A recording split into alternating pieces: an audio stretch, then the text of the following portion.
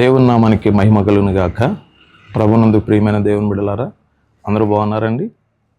ఉదయాన్నే ప్రార్థన చేసుకున్నారా? దేవుని బిడ్డలారా, ప్రార్థన చేయకపోతే ఇప్పుడే దేవుని సన్నిధిలో మోకరించి ప్రార్థన చేయండి. తప్పనిసరిగా నీ కుటుంబాన్ని ఆశీర్వదించి పరిశుద్ధాత్మ దేవుడు ముందుకు నడిపిస్తాడు. ఈ పరిచర్యను ప్రోత్సహించండి, లైక్ చేయండి, సబ్స్క్రైబ్ చేయండి. తప్పనిసరిగా ప్రభు మీ కుటుంబాలను ఆశీర్వదించి ముందుకు నడిపిస్తాడు. దేవుని బిడ్డలారా, గమనించండి. ఈరోజు దేవుని వాక్యంలో నుండి కొన్ని విశేషమైన మాటలు మీతో నేను చెప్పాలని ఆశపడతా ఉన్నాను. మత్తయి సువార్త నుండి 5వ అధ్యాయము 34వ వచనాన్ని ఒకసారి జ్ఞాపకం చేసుకుందాం. నేను మీతో చెప్పినదేమనగా, ఎంత మాత్రము ఒట్టు పెట్టుకొనవద్దు, ఆకాశము తోడనవద్దు, అది దేవుని సింహాసనం, భూమి తోడనవద్దు, అది ఆయన పాదపీఠము, యెరూషలేము తోడనవద్దు, అది మహారాజు పట్టణము. దేవుడు తన పరిశుద్ధ వాక్యం దీవించినగాక. దేవుని బిడ్డలారా, దయచేసి దేవుని వాక్యాన్ని వినండి.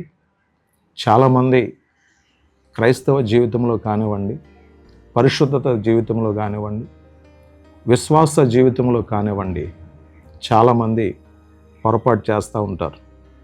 దయచేసి గమనించాలి.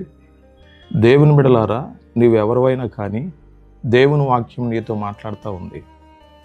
చాలామంది కొన్ని పొరపాట్లు చేస్తున్నప్పుడు, కొన్ని మాటల విషయంలో అబద్ధాలు మాట్లాడినప్పుడు, అనకూడని మాటలు అనినప్పుడు, చేయకూడని పనులు చేస్తున్నప్పుడు, వెళ్ళకూడని ప్రదేశాలకు వెళ్ళినప్పుడు, కొన్ని సందర్భాల్లో ఎవరైనా మనల్ని పరీక్షించినప్పుడు, ఎవరైనా మనతో ఉన్నప్పుడు, అయ్యో నేను ఆ పని చేయలేదు, అమ్మతోడు, నాన్నతోడు, భూమితోడు, నీటితోడు, ఇలాగున్న చాలామంది ఒట్టు పెట్టుకుంటూ ఉంటారు. దేవుని వాక్యం అంటుంది, ఒట్టు పెట్టుకొనకూడదు. నీవు అవునంటే అవును, కాదంటే కాదు. దేవుని బిడ్డలారా, గమనించండి. చాలామంది అంటారు, ఆకాశము తోడనవద్దు అని దేవుని వాక్యం అంటుంది. ఆకాశము దేవుని సింహాసనం కాబట్టి ఆకాశము తోడని అనకూడదని. భూమి తోడు, భూమి మీద ఒట్టేస్తూ ఉంటారు చాలామంది. భూమి ఆయన పాదపీఠము కాబట్టి భూమి మీద ఒట్టు వేయకూడదు. చాలామంది యెరూషలేము మీద ఒట్టు అంటే పరలోకం మీద ఒట్టు అని చెప్తూ ఉంటారు. అది మహారాజ పట్టణం అని దేవుని వాక్యం చెప్తుంది. దేవుని బిడ్డలారా, గమనించండి. దేవుని వాక్యంలో మనం చూసినప్పుడు యాకోబు రాసిన పత్రికలో 5వ అధ్యాయము 12వ వచనంలో దేవుని వాక్యం అంటుంది, మీరు తీర్పులోనికి రాకున్నట్లు ఒట్టు పెట్టుకోకూడదు. దేవుని బిడ్డలారా, గమనించండి.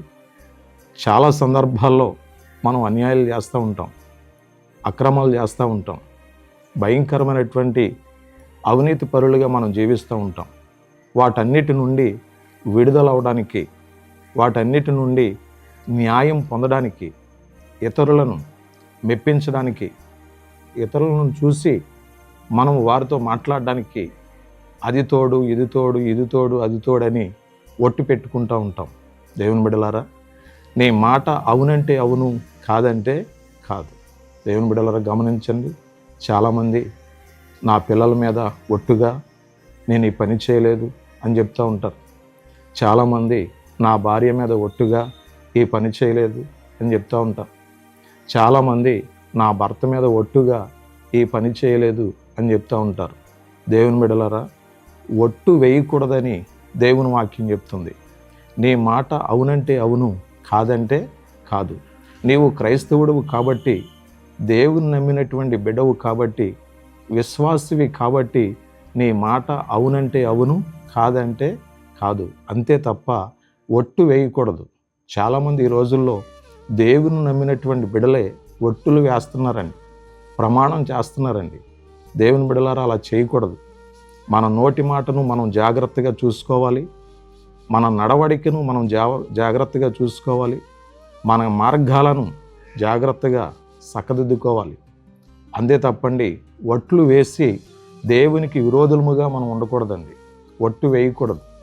దేవుని బిడ్డగా నీవు నీ మాట అవునంటే అవును, కాదంటే కాదు, అదే నిరీక్షణతో ముందుకు సాగాలి.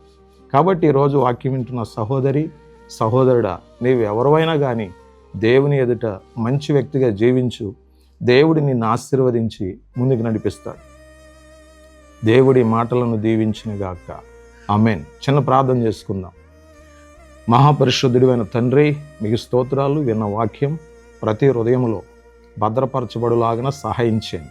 ప్రతి ఒక్కరూ న్యాయంగా జీవించినట్లు, యథార్థంగా జీవించినట్లు, లోక సంబంధమైన ఆచార అలవాట్లలో మగ్గిపోకుండా ప్రతి ఒక్కరూ అవునంటే అవును, కాదంటే కాదు అని నిర్దేశం కలిగి నీ వాక్యానుసారంగా జీవించే మనుషులుగా ప్రతి ఒక్కరిని మార్చి నీ నామానికే మహిమ తెచ్చుకున్నామని యేసు పరిశుద్ధ నామములో ప్రార్థన చేసి వేడుకొనుచున్నాం తండ్రి. ఆమేన్. God bless you. మీ అందరికీ వందనాలు.